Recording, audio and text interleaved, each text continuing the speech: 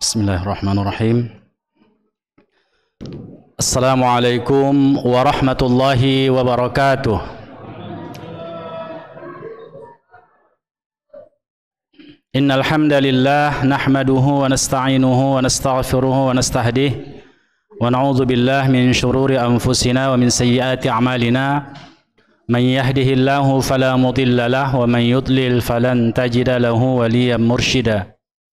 Wa ashhadu an la ilaha illallah wahdahu la syarika lah wa ashhadu anna Muhammadan abduhu wa rasuluh alladzi la nabiyya wa rasula ba'dah. Allahumma salli wa sallim wa barik ala nabiyyina wa habibina wa qudwatina Muhammad ibn Abdullah wa ala alihi wa ashabihi wa man ittaba'ah ila yaumil qiyamah.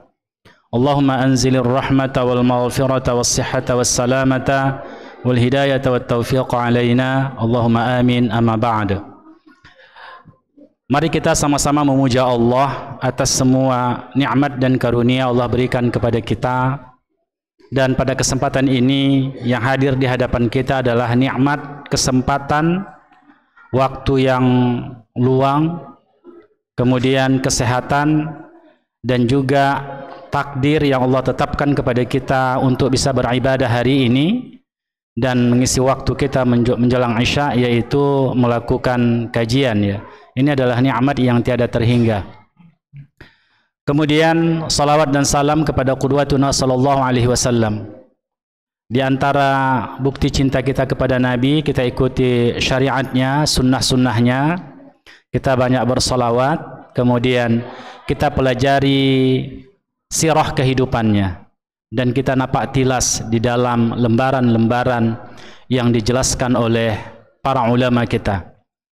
Oleh sebab itulah ikhwah yang dirahmati Allah, ini adalah nikmat yang tiada terhingga yang Allah karuniakan kepada kita. Mari sama-sama kita syukuri. Baik, sudah beberapa pekan kita tidak mengaji ya tentang sirah nabawiyah, karena kita bahas beberapa tema yang berhubungan dengan kebutuhan temporalitas kita yang ada di masjid kita ini ya, berhubungan dengan fikih at-tifl ya, fikih anak-anak ya. Mulai kemarin kita bahas bagaimana shab anak-anak, kemudian apa yang harus dilakukan orang tua kepada anak-anaknya yang belum baligh, yang belum berusia 7 tahun, yang sudah berusia 7 tahun, sudah berusia 8 tahun. Bagaimana sikap orang tua terhadap anak-anaknya yang hadir ke masjid. Kemudian kita bahas juga tentang azan anak-anak ya. Dan mungkin juga ada hal yang lain terkait dengan hal itu. Karena itulah maka kita tunda kajian kita tentang sirah nabawiyah. Di dalam catatan saya kita masuk pada Ghazwatu Badril Kubra. Ya. Peperangan Badar Al-Kubra. Ikhwah yang dirahmati Allah, sebagaimana kita bahas pada pertemuan yang lalu, ada beberapa peperangan syariah. Syariah itu adalah peperangan yang diikuti oleh para sahabat tanpa kehadiran Nabi SAW. Tetapi semua peperangan itu menghasilkan apa yang dituju oleh kaum muslimin yang ada di Madinah. Dan mulai saat itu orang-orang Makkah sudah berpikir ulang tentang kedudukan Nabi Muhammad di kota Madinah bersama kaum muslimin. Artinya yang dulu mereka adalah orang-orang terusir, orang-orang lemah, dan kemudian reputasi orang-orang Madinah dalam peperangan juga tidak begitu sampai keluar karena mereka disibukkan oleh peperangan di dalam negeri sendiri, yaitu antara suku Aus dan Khazraj. Tapi kali ini mereka sudah melihat bahwasanya kekuatan itu bersatu. Kekuatan Aus, kekuatan Khazraj, kemudian kekuatan Muhajirin. Dan ini menjadi ancaman besar bagi orang-orang kafir Quraisy yang ada di kota Makkah. Sebelumnya kita membahas tentang Ghazwatul Usyairah. Ghazwatul Usyairah itu kan kelompok dagang yang dibawa oleh Abu Sufyan ke Syam itu melalui rute biasa yang ada di kota Makkah. Afwan, di kota Madinah. Dari Makkah ke kota Madinah. Lalu Nabi SAW memerintahkan kepada para sahabat, bahkan diikuti oleh Nabi SAW, untuk mencegat kelompok dagang itu. Karena kaum muslimin yang pertama, mereka terusir dari kota Makkah. Yang kedua, harta mereka dirampas oleh orang-orang kafir Quraisy. Ini settingnya ya, kita sudah paham nanti. Karena ada orang menganggap apa yang dilakukan oleh Nabi dan para sahabat adalah perampokan.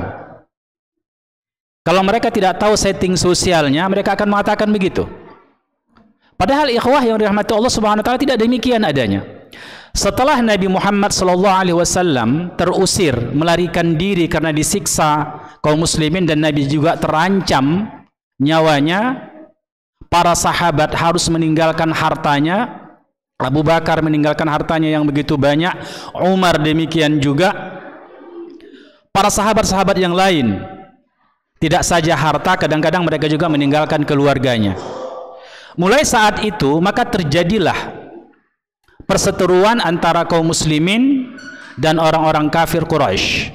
Sebenarnya isu munculnya perseteruan itu memang dari orang-orang kafir yang ingin menghabisi kaum muslimin agar mereka kembali kepada agama nenek moyangnya atau mereka mati bergalang tanah. Itu biasanya sebutannya ya, bergalang tanah. Maka sejak saat itu maka telah dihitung sebagai sebuah peperangan. Dan belum ada perdamaian di antara kaum muslimin dan orang-orang kafir Quraisy. Tidak seperti kelompok-kelompok yang ada di Madinah yang melakukan perdamaian, yang melakukan perjanjian antara Yahudi, Nasrani, suku Aus, Khazraj, dan Muhajirin. Ada tercatat perdamaian itu, kesepakatan-kesepakatan yang mereka lakukan. Tetapi dengan orang-orang Makkah tidak ada. Artinya apa? Ini masih dalam keadaan perang. Masih dalam keadaan perang. Kalau perang, tentu kita mengetahui dalam peperangan itu pasti pihak musuh akan menyerang musuhnya dan seterusnya, mengambil hartanya, kemudian menghabisi nyawanya.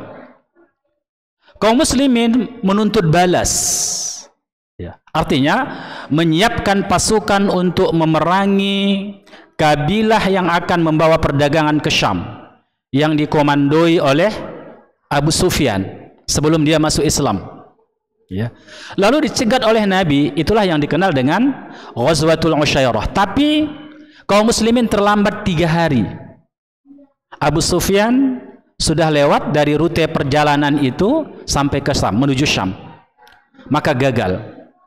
Oleh sebab itu Nabi merencanakan peperangan berikutnya untuk memberikan rasa takut kepada orang-orang kafir Quraisy agar jangan menyerang kota Makkah, dan juga mereka mau bernegosiasi. Kenapa? Karena kaum muslimin sudah begitu kuat kan? Sudah begitu kuat. Kalau berhasil mengalahkan pasukan atau pasukan dagang yang dibawa oleh Abu Sufyan, itu bisa saja terjadi seperti itu. Karena itu Nabi SAW mengumpulkan pasukan ya. Dijelaskan di dalam kitab Ar-Rahiq Al-Makhtub, sabaqa fi dzikri ghazwatil Usyair anna 'ayaran lil Quraisy if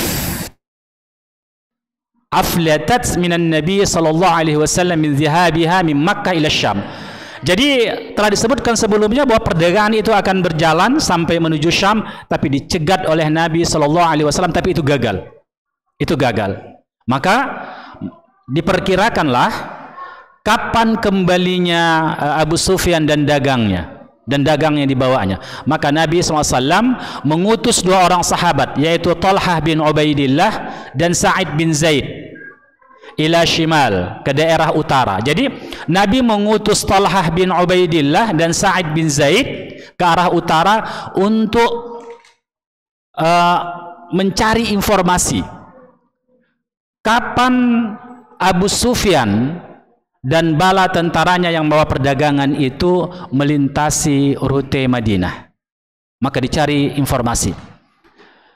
Jadi Thalhah pun dan Ubaidillah melakukan tugas yang diberikan oleh Nabi SAW.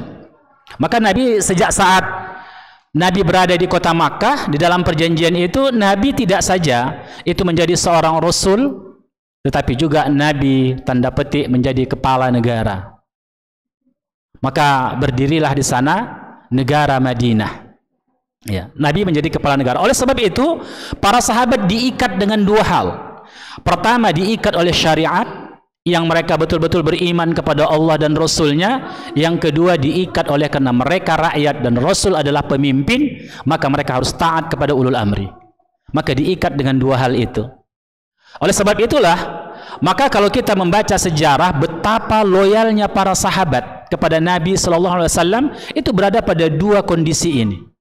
Mereka mencintai Nabi, mengikut syariat yang dibawa Nabi, dan yang kedua adalah Nabi kepala pemerintahan. Maka tak ada satu kata pun pembangkangan yang dilakukan oleh para sahabat. Lalu dua orang sahabat ini menjalankan tugasnya. Mereka mencari informasi. Selama beberapa hari mereka mencari informasi, maka sampailah berita kepada mereka. Apa beritanya? Bahwasanya kabilah atau kafilah dagang yang dibawa oleh Abu Sufyan, yang mereka sekitar 40 orang itu yang dilengkapi dengan senjata dan membawa begitu banyak barang dagangan. Iya, barang dagangan. Lalu kalau ini berhasil dilakukan oleh kaum muslimin, ini bukan sedikit ikhwah. Luar biasa banyaknya perdagangan, keuntungan yang mereka bawa ke Makkah itu. 50.000 dinar emas. Bayangkan 50.000 yang mereka bawa. Kemudian ratusan, bahkan mungkin mencapai seribuan ekor onta, dan di atas onta itu adalah hasil-hasil perdagangan yang akan mereka bawa ke kota Makkah. Kalau ini berhasil, artinya mereka mengalahkan pasukan Abu Sufyan, maka pukulan telak bagi orang-orang yang ada di kota Makkah. Pukulan besar bagi orang-orang yang ada seperti Abu Jahal, Abu Lahab, Umayyah bin Khalaf, dan yang lainnya yang berada di kota Makkah. Dan Nabi SAW rencana awalnya hanya untuk menghalangi perdagangan itu. Kelompok yang 40 orang itu tentu tidak disiapkan pasukan yang banyak, hanya sekitar 300 orang pasukan kaum muslimin saat itu. Kenapa? Memang rencananya bukan mau berperang dalam artian dengan penduduk Makkah yang begitu banyak, tidak. Pasukan dan tentara kota Makkah, tapi hanya untuk mencegat perdagangan ini. Oleh sebab itu Nabi SAW tidak mewajibkan kaum muslimin untuk berperang. Hanya siapa yang mau ikut silakan. Maka terkumpullah sekitar 300 orang kaum muslimin. Ya.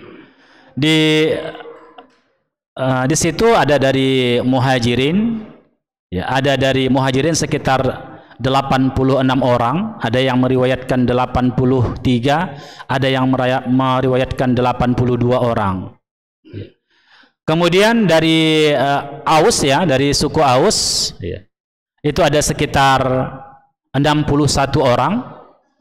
Dari Khazraj ada 170 orang. Ya, 170 orang. Maka terkumpullah pasukan itu sekitar 317 atau 314 atau 313 orang. Hanya itu jumlah kaum muslimin waktu itu. Maka Nabi mengatakan kepada para sahabat, hazihi ayar Quraisy fiha amwaluhum fa akhriju ilaihim la'allallahu yunfilukumuha. Lalu kata Nabi, ini adalah rombongan dagang orang-orang Quraisy. Fiha amwaluhum. Disitulah harta mereka. Karena biasanya orang-orang kafir Quraisy itu kalau ada kafilah dagang begitu yang mau ke Syam, maka banyak yang menitipkan barang dagangannya untuk diperdagangkan oleh orang-orang yang berangkat ke Syam. Oleh sebab itulah maka perdagangan ini perdagangan yang sangat menentukan bagi orang-orang kafir Quraisy. Lalu kata Nabi, ini adalah kumpulan dagang yang orang-orang Quraisy yang di situ harta mereka. Maka keluarlah kalian. Semoga Allah Subhanahu wa taala memberikan itu kepada kalian. Ini ghanimah, ya. Ghanimah itu harta rampasan perang, ya.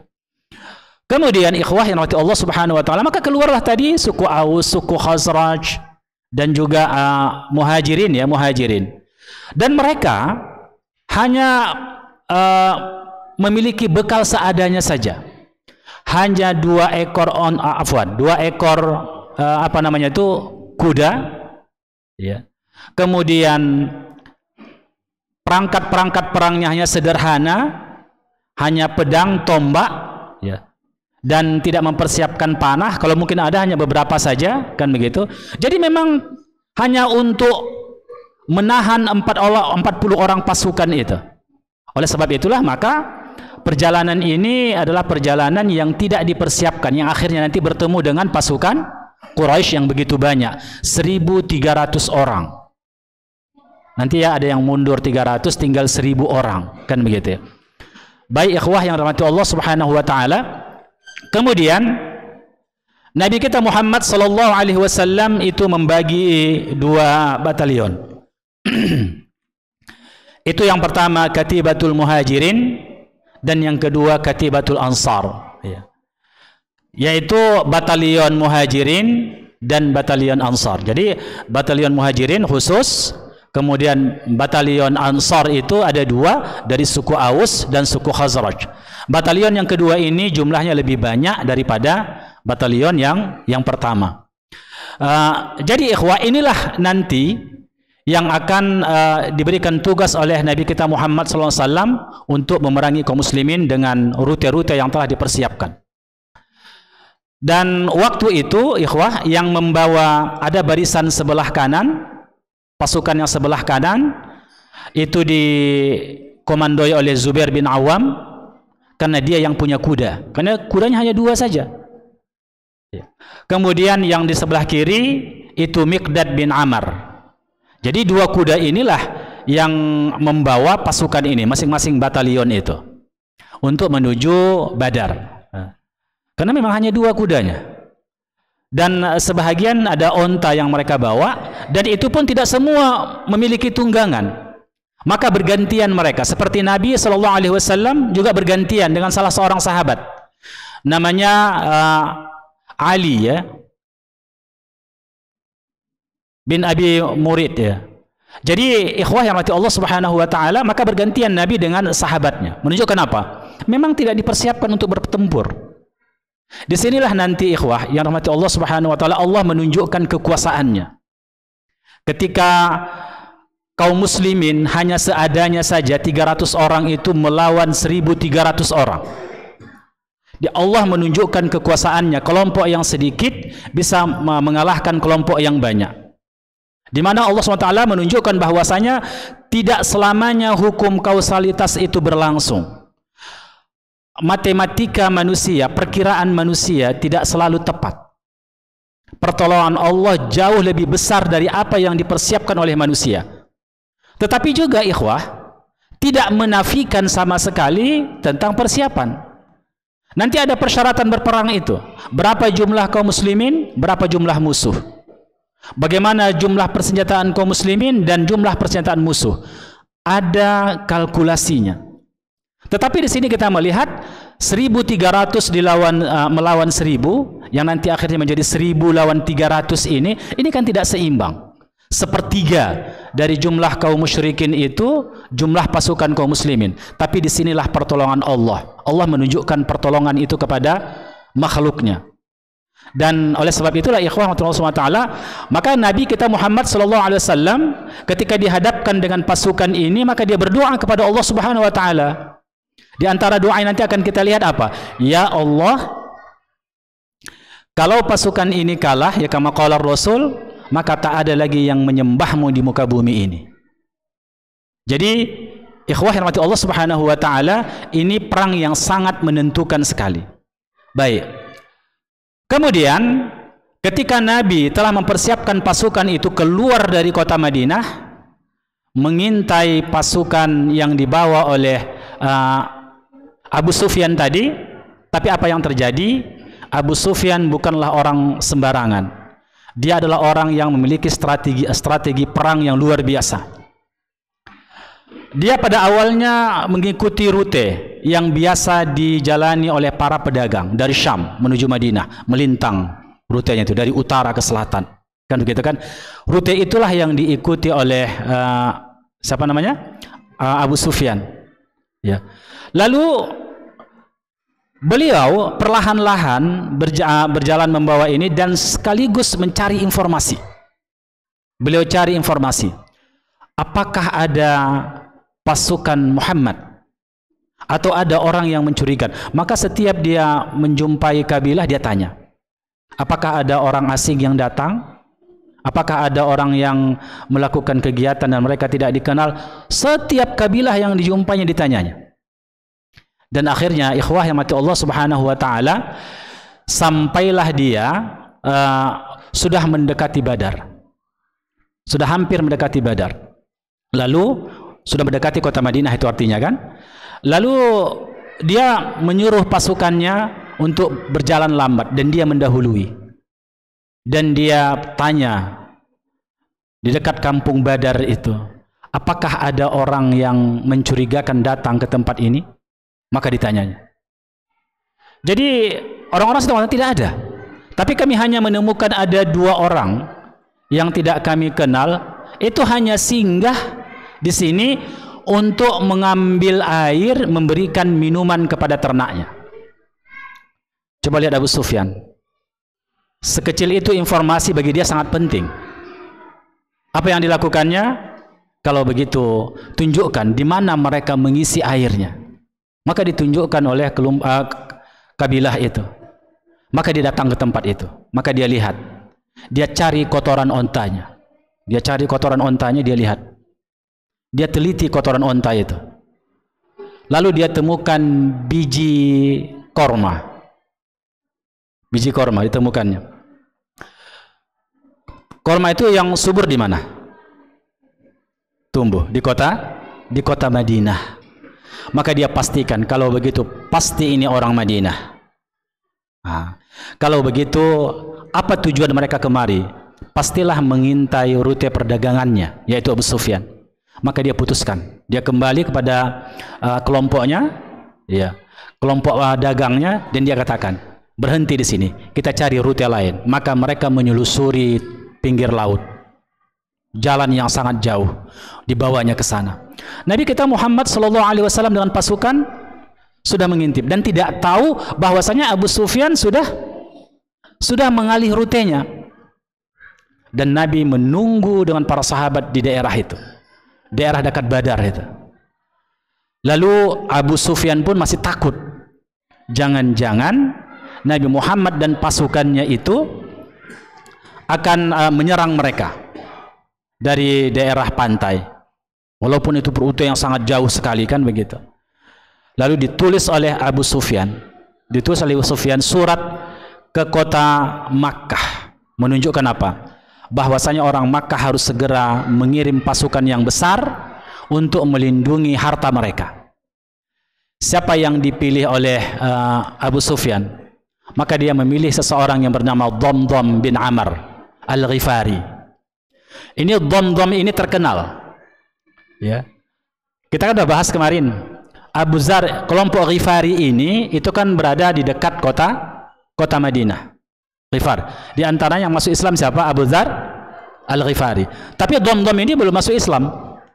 Dan kerjanya, dan dia sangat terkenal. Dia sangat mudah memprovokasi orang. Kalau ingin demonstrasi kira-kira begitu kan, maka dialah dipanggil karena dia jago memprovokasi. Ini provokator ini. Dhamdham bin Amr ini. Orang Arab juga ada seperti itu. Jadi dia sewalah, ya, Dhamdham bin Amr ini Al-Ghifari untuk menyampaikan surat dan berikan informasi kepada orang-orang Makkah. Maka Dhamdham pun dengan onta terbaiknya, dengan tunggangan terbaiknya berangkat ke kota Makkah. Apa yang dilakukan oleh Dhamdham? Sebelum dia masuk ke kota Makkah, dia koyak-koyak bajunya. Koyak-koyak bajunya. Dia semrawutkan pelana kudanya. Kemudian dia potong hidung ontanya berdarah-darah. Lalu dia sampai di lembah kota Makkah itu, dekat kota Makkah itu, dan dia berteriak, "Wahai penduduk Makkah, wahai penduduk Makkah," dengan suara yang sangat lantang, dan dia mengkoyak-koyak bajunya. Jadi orang-orang Makkah pun semua keluar.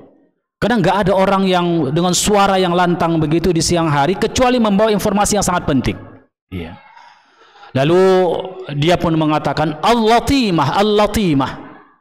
Artinya harta kalian, harta kalian.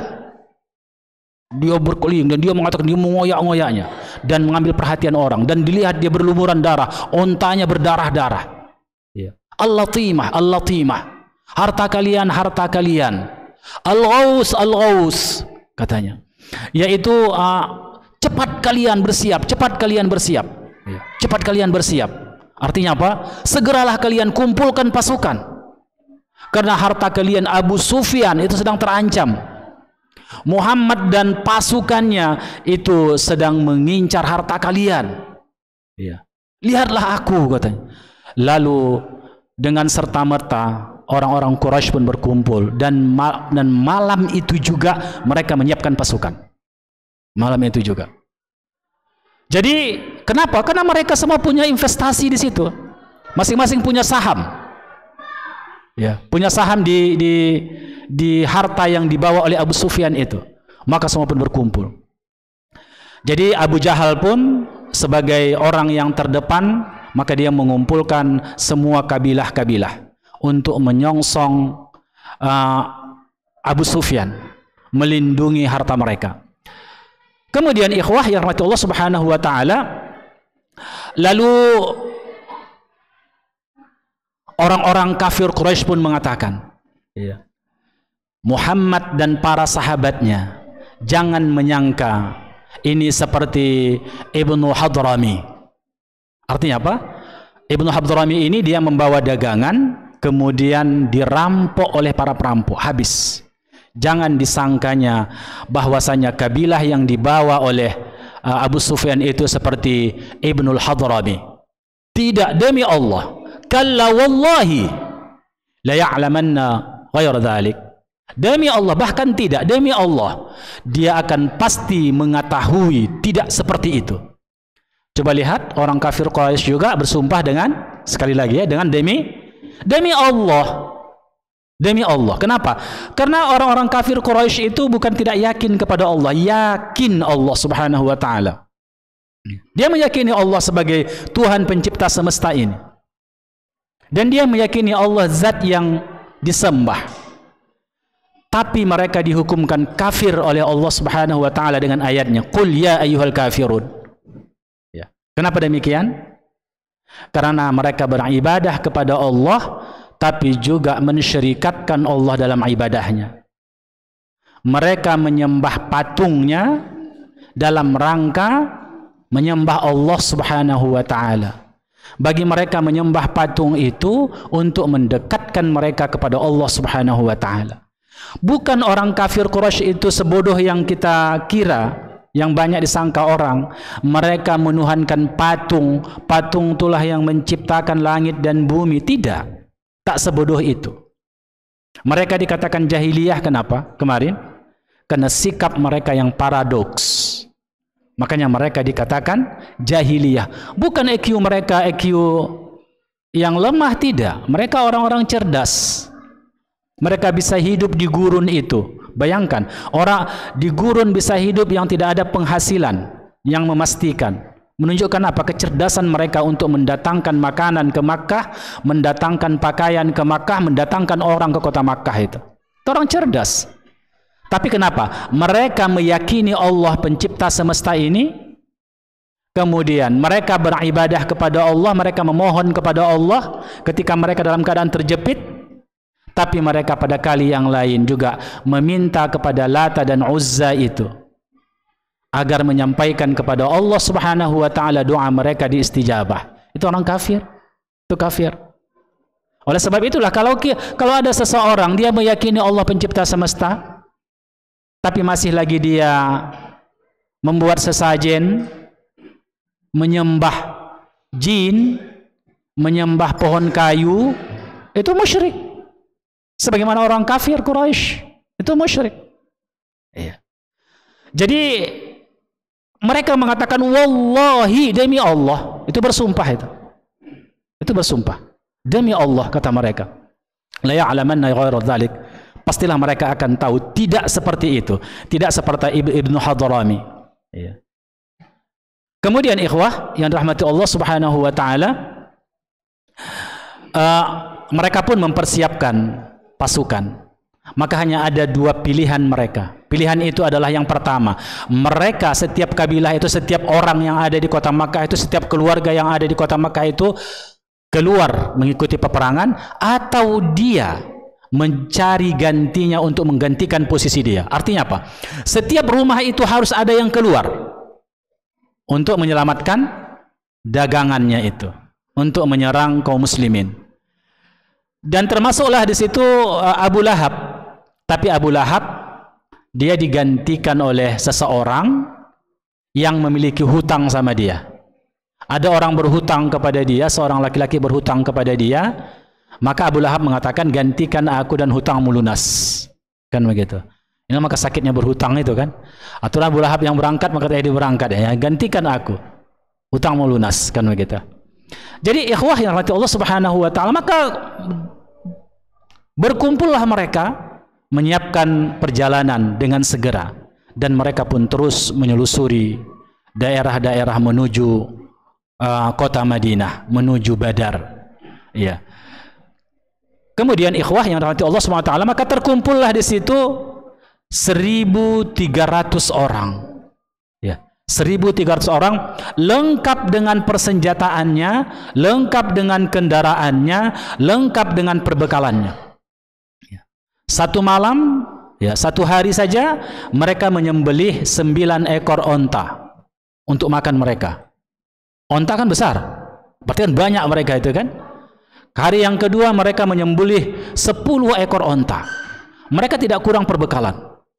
Ya, tokoh-tokoh besar itu, dan mereka menunjukkan keperkasaan mereka. Lalu ikhwah yang mati Allah Subhanahu wa taala, muncul di dalam diskusi mereka ada kabilah Bani Bakar. Kabilah Bani Bakar ini melakukan peperangan dengan orang-orang Quraisy. Ya. Melakukan peperangan dengan orang-orang Quraisy. Lalu terpikir mereka, bagaimana nanti kalau kita berperang dengan Muhammad dan bala tentaranya, kemudian dari belakang kita akan diserang oleh Bani Bakar, merupakan musuh dari orang-orang Quraisy yang ada di kota Makkah. Tetapi datang seseorang, ya, yang berbentuk Suraqah bin Malik, ya, Al-Mudliji, itu dari Bani Kinanah. Jadi sebenarnya ini bukan orang, tapi ada jin yang datang, iblis yang menyerupai Suraqah bin Malik yang memberikan advice, ya, nasihat kepada Abu Jahal dan kelompoknya. Jangan takut, aku yang akan, kabilah kami dari Bani Kinanah yang akan membackup kalian. Akhirnya hilanglah kekhawatiran orang-orang Quraisy dan mereka terus bergerak menuju Madinah. Maka waktu itu ikhwah rahmatullah SWT, mereka dengan marahnya, dengan emosinya, dengan kecepatan tinggi mendatangi kota Madinah, yakni ke tempat Badar. Tapi ikhwah, di tengah perjalanan mereka dapat surat dari Abu Sufyan. Abu Sufyan mengatakan bahwasanya kalian keluar adalah untuk menjaga harta kalian. Dan sekarang coba lihat apa yang dikatakan oleh Abu Sufyan. Dan sekarang Allah telah menjaga harta kalian. Coba lihat, Abu Sufyan juga meyakini Allah Subhanahu wa taala, meyakini Allah sebagai Tuhan. Ya. Tapi mereka mensyirikatkan Allah Subhanahu wa taala. Ya. Lalu harta kalian sudah dijaga oleh Allah Subhanahu wa taala, maka kembalilah kalian ke kota Makkah. Kenapa? Karena Abu Sufyan sudah lewat dari Badar atau daerah-daerah yang sangat mengkhawatirkan bisa dicapai oleh pasukan Nabi Muhammad. Ketika itu ditulis surat, maka itulah isi suratnya. Tapi apa dikatakan oleh Abu Jahal? Abu Jahal mengatakan, ya, atau Abu Hakam mengatakan, tidak, demi Allah tidak. Kita harus terus ke Badar. Harus terus ke Badar untuk menumpas orang-orang Madinah. Iya, untuk menumpas orang-orang Madinah. Strateginya begini, kata Abu Jahal. Kalau kita kembali, maka kita tidak bisa membuat rasa takut kepada orang-orang Madinah, kepada Muhammad dan bala tentaranya. Kalau kita mundur. Oleh sebab itu, mari kita ke Badar. Bermalam kita 3 malam di sana. Dan sini dijelaskan, ya, Allah SWT. Maka beliau mengatakan, ya, bahwasanya kita harus ke sana. Kita meminum khamar. Kita menyuruh para wanita untuk menari. Kita mabuk di sana. Kita makan-makan di sana. Kita hidupkan musik-musik di sana. Ya. Itu kebiasaan orang Arab. Kalau minum khamar itu ada musik dan nyanyian dan ada tari-tarian. Itu biasanya orang-orang kafir Quraisy. Maka musik itu mengidentik di zaman dahulu, musik itu identik dengan khamar. Khamar. 3 itu. Khamar, wanita, dan musik. Waktu itu. Jadi kita akan tunjukkan kepada orang-orang Arab kalau kita adalah orang yang kuat, orang yang bersatu, dan mereka akan merasa takut apa yang kita lakukan. Itulah yang dikatakan oleh Abu Jahal. Maka sebahagian dari pasukan itu kembali, 300 orang itu kembali, ya. Kenapa? Karena mereka menganggap kita sudah berhasil untuk menjaga harta ini. Tak perlu ada peperangan. Tapi yang 1000 orang lagi tetap bertahan melakukannya. Dan Bani Hashim, siapa Bani Hashim? Baninya Nabi Muhammad SAW. Bani Hashim, Bani Abdul Muttalib. Karena mereka di Makkah, mereka juga harus ikut berperang. Mereka juga mau kembali, tapi ditahan oleh Abu Jahal. Jangan. Iya. Inilah nanti ikhwah yang rahmati Allah Subhanahu wa taala, mereka akan sampai di lembah Badar dan biiznillah, biqudratillah, ya, dengan takdir Allah, dengan kekuasaan Allah Subhanahu wa taala, mereka bertemu di lembah Badar antara pasukan Nabi Muhammad SAW yang tadi hanya mau mencegat yang 40 orang itu dengan pasukan 1000 orang. Dan insya Allah itu nanti akan kita bahas pada pertemuan yang akan datang karena waktu sudah sangat dekat. Baik, apa hikmah kita ambil dari semua penjelasan ini? Ini yang pertama, ikhwah yang rahmati Allah Subhanahu wa taala. Sebagaimana yang kita awali tadi dari mukaddimah ini tidak seperti yang dibayangkan oleh orang-orang bahwasanya sebagaimana yang ditulis para orientalis, kemudian para misionaris selalu mengangkat isu ini bahwasanya Nabi dan para sahabat adalah perampok. Tidak. Kalau mereka membaca sejarah sejak awalnya, maka sejak Nabi Muhammad dan kaum muslimin disiksa oleh orang kafir Quraisy, mereka dalam keadaan berperang. Dan tidak ada perdamaian. Tidak ada perdamaian. Sampai nanti ada perjanjian Hudaybiyah. Tidak ada perdamaian di situ. Maka itu dalam situasi berperang. Orang kafir Quraisy memerangi kaum muslimin juga memerangi kaum muslimin. Itu yang pertama. Ya, ini bukan sebuah perompakan atau perampokan, tapi ini adalah sebuah peperangan. Dan hukum yang berlaku pada saat itu adalah maka bahwasanya musuh yang dikalahkan, maka mereka ditawan dan menjadi budak atau dieksekusi mati. Itu hukum yang berlaku pada saat itu. Dan kemudian para wanita juga menjadi hamba sahaya yang ikut. Karena ada peperangan itu mereka selalu membawa wanita-wanita. Itu bedanya dengan perang-perang yang ada sekarang, ya. Biasanya laki-laki yang berperang. Tapi sekarang juga, ya, wanita pun jadi tentara kan begitu. Ya. Jadi itu yang pertama. Yang kedua, ini kita lihat nanti. Allah Subhanahu wa taala menunjukkan kepada manusia yang akan mencatatkan sejarah ini bahwasanya kemenangan Nabi Muhammad SAW itu adalah semuanya dengan binasrillahi wa biiznillah, dengan pertolongan Allah dan izin Allah Subhanahu wa taala. Tapi ingat tadi, pertolongan Allah itu akan datang ketika kita memenuhi syarat-syaratnya. Bagaimana syarat-syarat pertolongan Allah itu datang? Maka Nabi SAW telah mengajarkan kepada para sahabat, yaitu mentauhidkan Allah, kemudian patuh kepada pimpinan, patuh kepada Nabi kita Muhammad SAW. Maka di situ akan datang pertolongan Allah Subhanahu wa taala.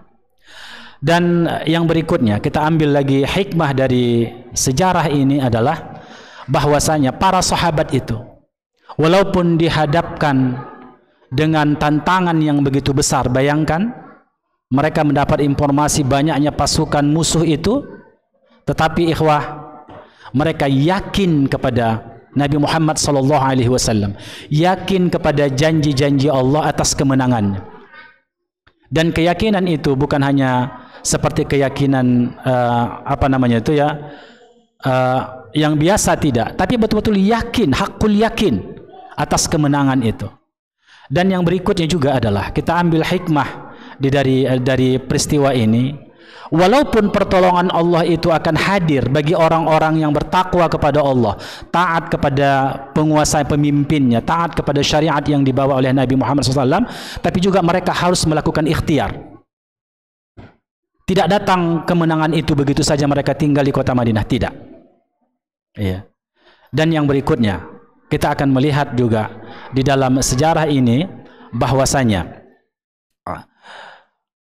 rencana manusia tidak selalu sama dengan apa yang disetting oleh Allah terhadap takdir manusia. Yang direncanakan adalah menyerang pasukan yang hanya 40 orang, iya kan? Tetapi yang ditakdirkan oleh Allah SWT tidak berbeda. Oleh sebab itulah, apapun yang kita rencanakan tidak sesuai dengan apa yang telah kita persiapkan, yang telah kita susun, berbeda takdir yang hadir, yakinlah kalau kita berada di atas kebenaran, ada sesuatu yang lebih besar yang akan Allah berikan kepada kita. Termasuk cobaan-cobaan yang menimpa kita hari ini, kan begitu? Allah berikan ujian kepada kita. Sebagian di antara kita lihat yang luar biasa sekali, ya. Bagaimana banjir yang kemarin yang terjadi, ya. Banyak di antara saudara-saudara kita yang betul-betul diuji oleh Allah kesabarannya. Tapi yakinlah, kalau mereka bersabar, kalau mereka istirja, mengatakan inna lillahi wa inna ilaihi raji'un atas musibah-musibah yang menimpa mereka, Allah akan berikan yang lebih baik kepada mereka. Berikan yang lebih baik. Jadi oleh sebab itulah maka ujian-ujian yang Allah berikan kepada kita, sesuatu yang kita rencanakan tidak sesuai, husnuzanlah kepada Allah. Ada rencana yang terbaik yang Allah akan berikan. Coba, kalau Nabi kita Muhammad SAW dan para sahabat hanya bisa melumpuhkan 40 orang ini, apakah mereka akan membuat rasa takut bagi orang Makkah? Tidak akan memberikan rasa takut kepada orang-orang Makkah. Tapi lihat pada perang Badar nanti, ketika mereka bisa mengalahkan 1000 orang itu, dan banyaknya korban dari pihak kafir Quraisy, apa yang terjadi secara psikologi, kejiwaan bagi orang-orang kafir Quraisy? Apa yang terjadi? Rasa takut yang menghantui mereka, dan mereka berpikir ulang untuk melawan orang-orang Madinah. Dan pada saat itu mereka masih banyak yang hidup. Mereka sendiri yang akan menjadi saksi sejarah, menunjukkan tentang janji-janji Allah ketika Allah menurunkan ayat-ayat di kota Makkah tentang kemenangan kaum muslimin. Apa yang dikatakan oleh Rasulullah kepada pamannya Abu Talib, paman-pamannya yang lain, kepada Abu Jahal, bahwasanya kalau kamu beriman kepada Allah, kamu katakan la ilaha illallah, tak ada ilah yang hak diibadahi kecuali Allah, maka kamu akan menjadi penguasa orang-orang Arab, kamu akan menjadi penguasa orang-orang Ajam. Tapi waktu itu mereka melihat lemahnya Nabi dengan pemeluk Islam yang sangat sedikit, mereka mengatakan ini sesuatu yang mustahil. Tapi hari itu ketika mereka dikalahkan, mereka melihat tentang janji-janji Allah itu. Dan peperangan-peperangan berikutnya itu akan dimenangkan kaum muslimin. Kecuali pada perang Uhud yang pertama, di mana nanti akan kita mengambil hikmah yang luar biasa. Ketika kaum muslimin tidak mengikuti titah Nabi, tidak mengikuti syariat yang dibawa Nabi, tidak mengikuti perintah Nabi, tidak mengikuti sunnah Nabi, walaupun Nabi berada di sekitar mereka, tapi Allah akan memberikan peringatan besar kepada mereka, yaitu apa? Kekalahan. Ya. Hampir saja, dan 80 orang lebih terbunuh waktu itu. Jadi oleh sebab itulah ikhwah yang mati Allah Subhanahu wa taala, banyak hal yang bisa kita pelajari dari peristiwa-peristiwa peperangan ini. Dan insya Allah kita akan bahas pada kajian-kajian akan datang bagaimana dahsyatnya peperangan Badar itu. Dan kita akan melihat Abu Jahal berdoa kepada Allah. Abu Jahal mengangkat tangan kepada Allah Subhanahu wa taala. Dan Nabi juga pada pihak yang lain mengangkat tangan kepada Allah. Artinya apa? Abu Jahal meminta kepada Allah, Nabi Muhammad meminta kepada Allah. Tapi doa siapa yang diperkenankan oleh Allah Subhanahu wa taala. Baik, demikian saja kaji kita hari ini, semoga bermanfaat, bisa kita ambil hikmahnya. Subhanakallah bihamdik, asyhadu an la ilaha illa anta astaghfiruka wa atubu ilaik. Wassalamualaikum warahmatullahi wabarakatuh. Dakwah Tim. Yuk berinfak untuk dakwah dan pendidikan Islam.